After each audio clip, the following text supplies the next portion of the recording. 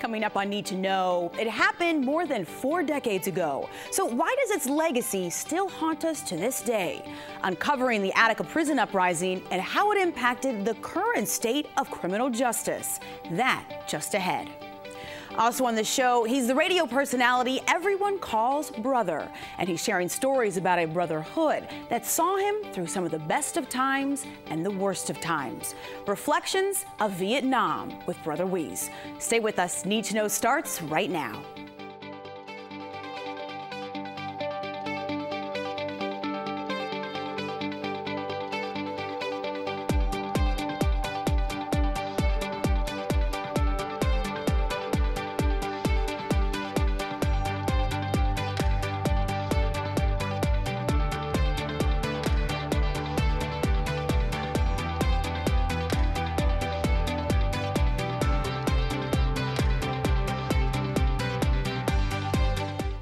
It was one of the bloodiest prison uprisings in our nation's history. And decades later, some of the questions surrounding what really happened in the Attica Correctional Facility remain unanswered.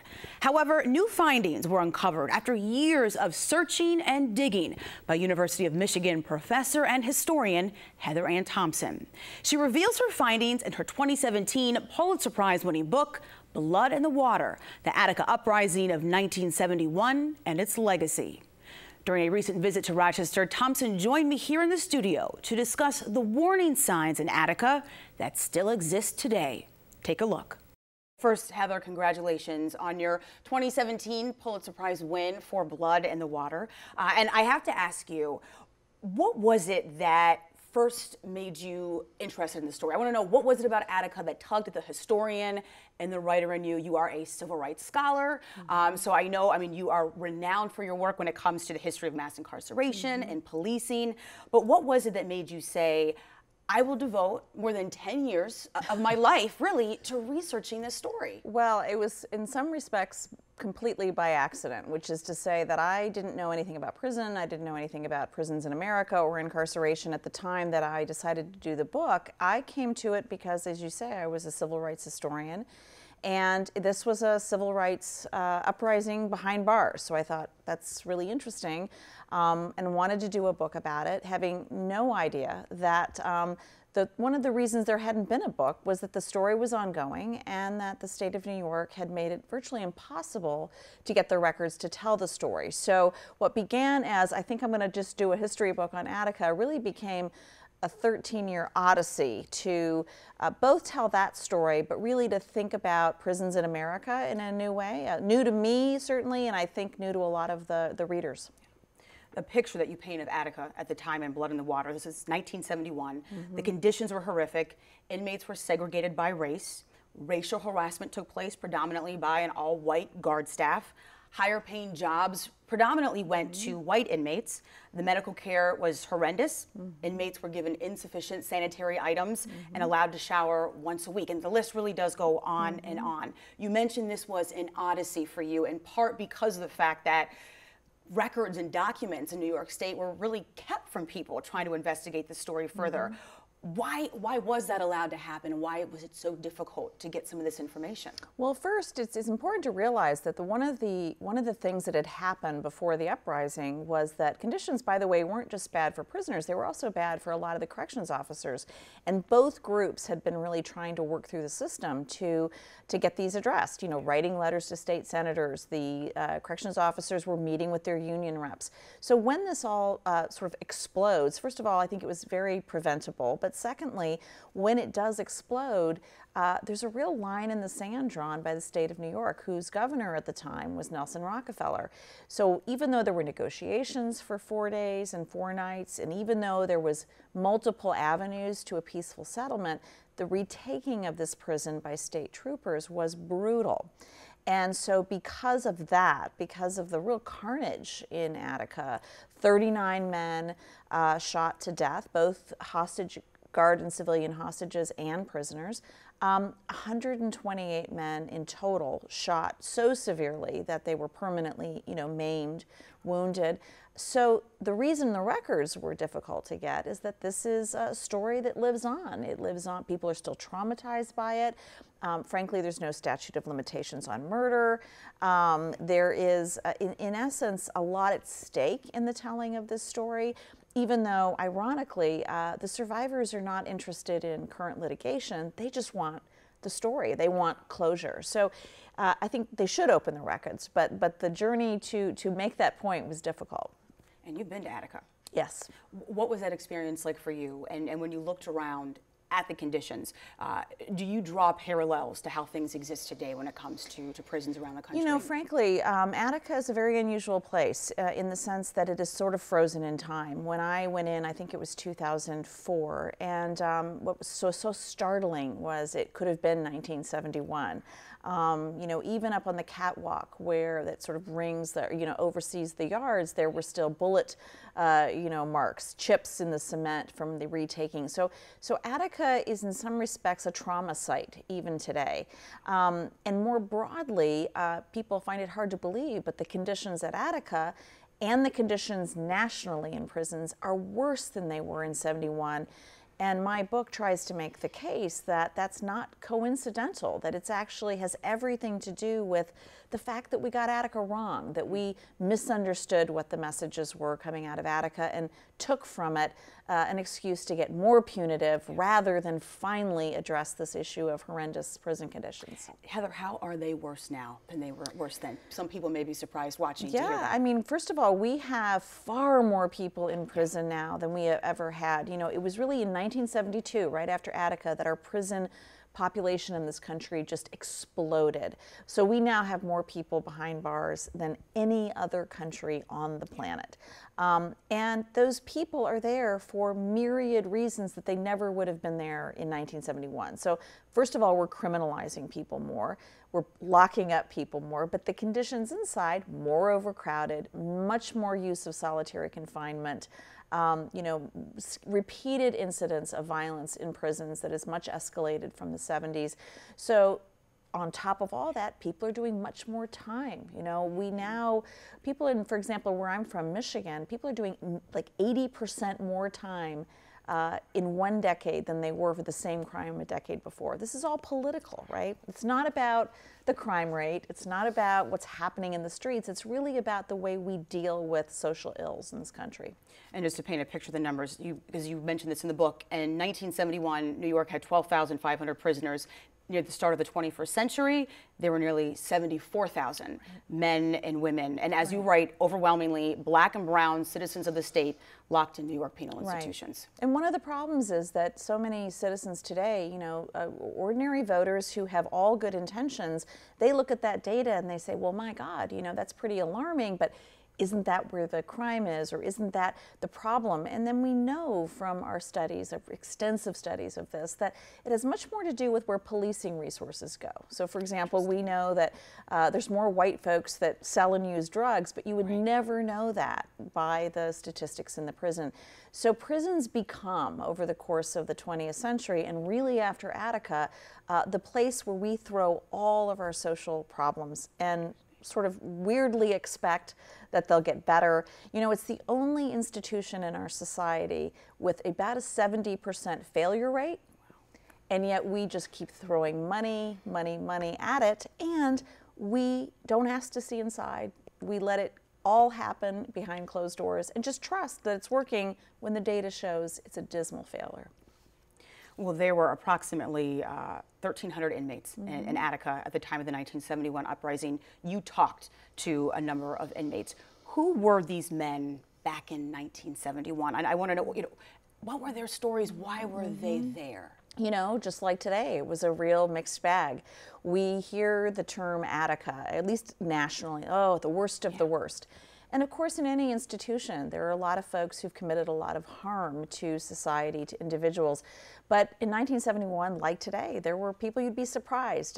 There were 19-year-old parole violators. There were people that had no business being in a maximum security prison. A lot of Vietnam vets suffering drug addiction. A lot of folks with mental illness. And so when we look at that group of men and hear their stories, I think even the readers of this book were very surprised to say, wow, you know, these are very human stories. One of the opening stories in the book is actually about an old man, his first night in the yard, and I mean, there's just tears coming down his face. And when his friend says, you know, what's wrong? What are you thinking? And he just is like staring in amazement at the sky. He says, I haven't seen this, you know, I haven't seen the stars in 22 years. So it was sort of this very emotional experience for these men. They didn't want to get out. They wanted to be treated as human beings within. So you explained that the uprising was not premeditated. So how did it happen? And how did it transition really from this unintended uprising to a takeover? You know, with prisoners saying, hey, we'll negotiate. Right. We want to make sure that our arrangements are significantly different from what we're dealing with. Well, it's a complicated story, but in short, what happened was a day much like many other days that had happened, which is that there'd been a conflict between the prisoners and the COs, the corrections officers, but in this case, prison management, usually tone deaf to what their own employees had been telling them and the prisoners, made a decision to lock some doors, to not allow the men to go out to the rec yard after breakfast, as would have been, you know, common. But they never told the COs, they never told the prisoners, so panic ensued. And everyone was very fearful, and in that panic came what we would really think of as a riot. It was complete chaos. A gate opens unexpectedly because of a faulty weld in it, and pretty soon the prison is just chaos. But what is remarkable, as you point out, is that there had been already so many discussions in the prison about the importance of being heard. So many letters had been written, so many meetings had been held to say we need to do something, that remarkably quickly the men said, look, we need to move to one open space so people can be safer. We need to bring in the media so that they can hear our stories, and we want to bring in observers to make sure that the state of New York bargains with us in good faith. All of those things made it really a historic rebellion, because for the first time the American public was brought inside of a prison and frankly was horrified by what it learned.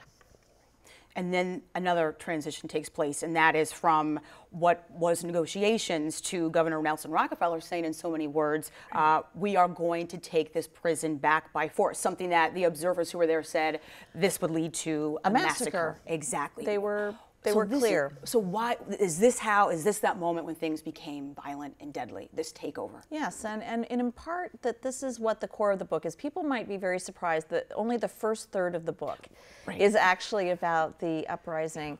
And that was a surprise to me. The majority of the book is actually about what happens in the 40 years afterwards, because on that fateful day, September 13th, 46 years ago, the state of New York, specifically Governor Rockefeller, makes a decision to take this prison by force, sending in state troopers who for days had been outside of the prison, being fed on rumors by the FBI, getting them riled up and angry and passing out weapons indiscriminately. And that's who he sent in. And so unsurprisingly, perhaps, that's where the massacre occurs. That's where it is a bloodbath. And it was in the next 40 years that we now know from the book that we didn't learn what had happened because that administration actually participated in a really deliberate cover-up of the events. There's a series of meetings in Rockefeller's pool house where they essentially get their story straight. The head of the state police are there, the attorney general is there, Rockefeller's men are there, and we didn't know any of this, in part because those records are sealed. President Richard Nixon, his response to the decision to not grant amnesty, to forget the negotiations and to take this prison back by force, his response is shared in the book, a quote that you got from a recording of Nixon in the Oval Office. And I'm going to share just a little bit of that. And he said, they killed 7 guards, a bloody business. Rockefeller handled it well. You see, it's the black business. He had to do it. What does that statement tell us? Well, it tells us everything about this nation, which is that at some fundamental level, we have historically from day one had a terrific problem with understanding that African Americans are human beings. And in prison, that becomes glaringly apparent. But with Nixon, it was glaringly apparent throughout his administration. So when he sees Attica and he sees there's been a bloodbath, his concern is who was killed. And it's unfortunate that hostages were killed. But if it's mostly black folks who were killed, so be it. In other words, that's his only concern, is that it wasn't one of us, meaning white folks, that were killed.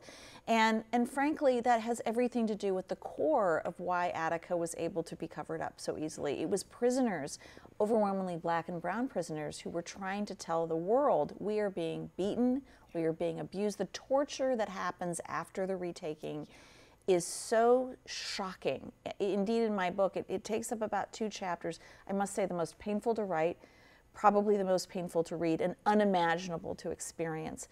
And nobody listened. And in part, nobody listened because of this very fundamental problem that we have with race in this country, which is denying the humanity of people who don't look white, who aren't white by their, identity or by the way we see them. And so, frankly, that is the core of what Nixon was saying.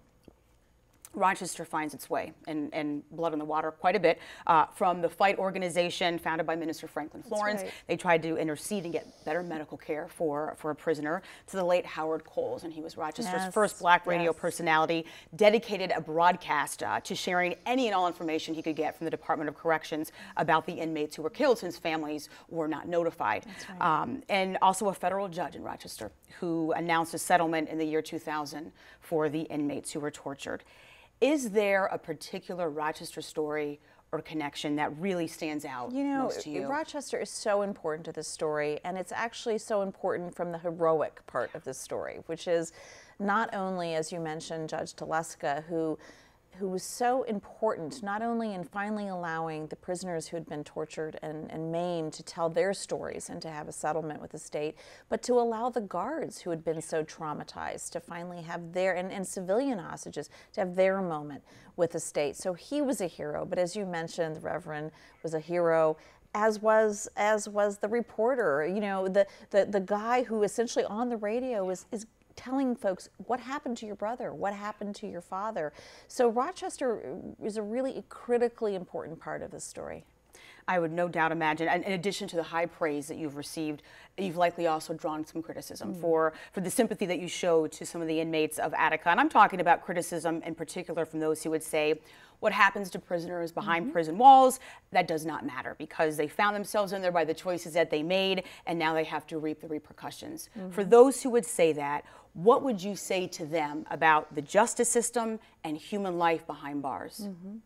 Well, firstly, I would say that for those who think that this is only sympathetic to the plight of the prisoners, they haven't read the book. This is a story about many, many survivors and many victims, and those were not just the prisoners. This is about state violence, and this is about a state abuse of power. And there were white and black victims of this, and there were white and black prisoner victims of this.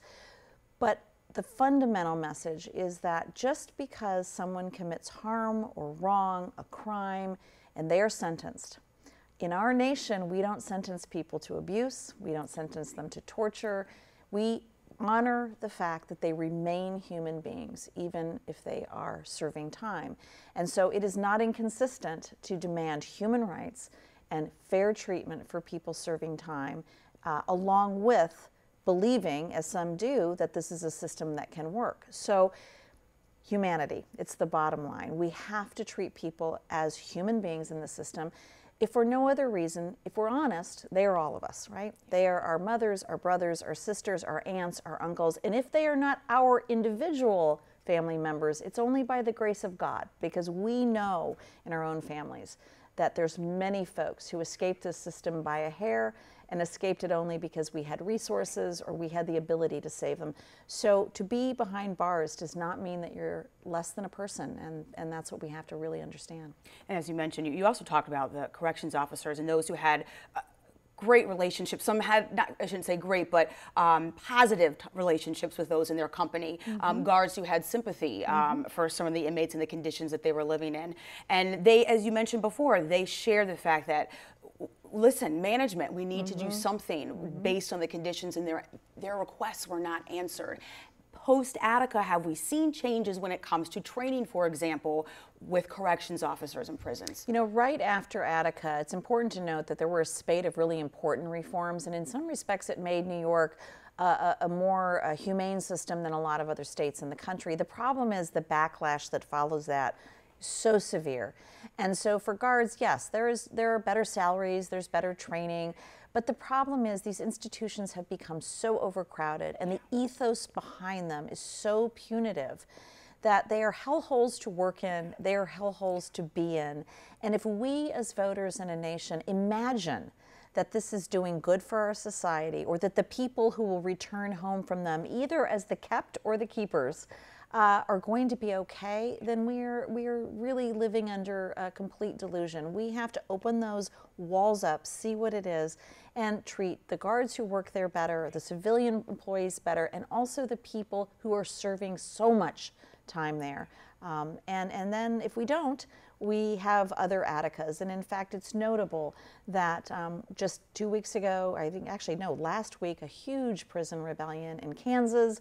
Last year, Vaughn Prison, Kinross Prison. I mean, there was an explosion of prison protest. And again, always a cry for help, just like the men in Attica. I've heard you say that Attica has two legacies, one being a legacy of trauma, immeasurable pain, and also permanent wounds. The other being a legacy of New York State causing carnage, so the world would be against prison reform. What's the legacy that you hope people will find, based on your findings rather, and your research in Blood in the Water? What's the legacy that you want to make sure people are left with? I hope that the book, by bringing readers into the ordinary lives of the men who are serving time, the ordinary lives of the men who are working in this prison, and the ordinary lives of all of their families, they understand that prisons are a reflection of us, that the people in them are people that deserve basic human rights, and that if we allow state authorities to run these institutions without any checks, without any eyes on them, and to tell us what happens in them, we're at great risk, because Attica shows that when we don't know what goes on is really horrific with huge consequences for our nation. You know, we now became the largest prison nation in no small part because we completely misunderstood what happened at Attica. The state told us that the carnage at Attica was down to the prisoners, that the prisoners had killed the hostages. It was an utter lie. But that lie turns a generation of voters against prison reform, against looking at prisons critically, and instead brings on this punitive moment. So history matters.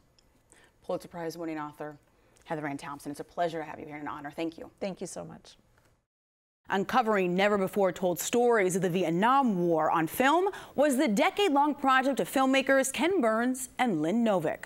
Their 18-hour, 10-part documentary series titled Vietnam War launched in late September here on WXXI. The film includes testimony from more than 100 witnesses of varying viewpoints, beliefs, and perspectives. WXXI News launched its own web series sharing the stories of those who experienced the Vietnam era. Tonight, we bring you the story of renowned radio personality Alan Levin, known as Brother Wease. Having served 3 tours in Vietnam, Levin says the war changed him completely. Take a look.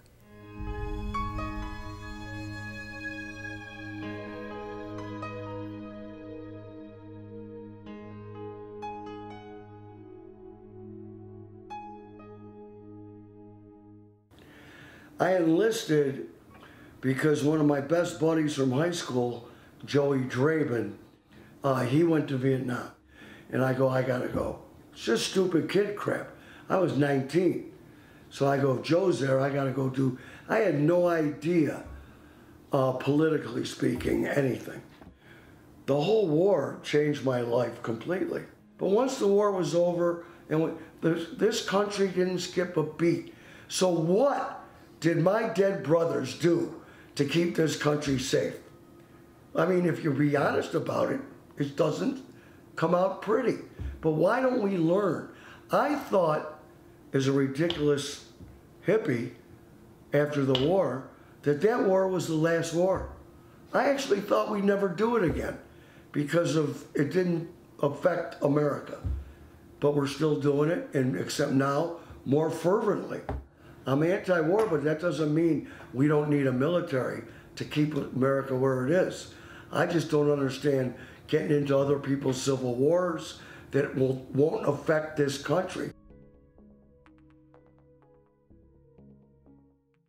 Be sure to check out the full collection of local Vietnam War stories and interviews on our website, WXXInews.org. And that wraps up another edition of Need to Know, WXXI's news magazine. I'm your host, Len Bianduti-Hofer. Thank you for joining me tonight and throughout the weekend here on WXXI TV and online at WXXInews.org. Have a great night, and I will see you next week.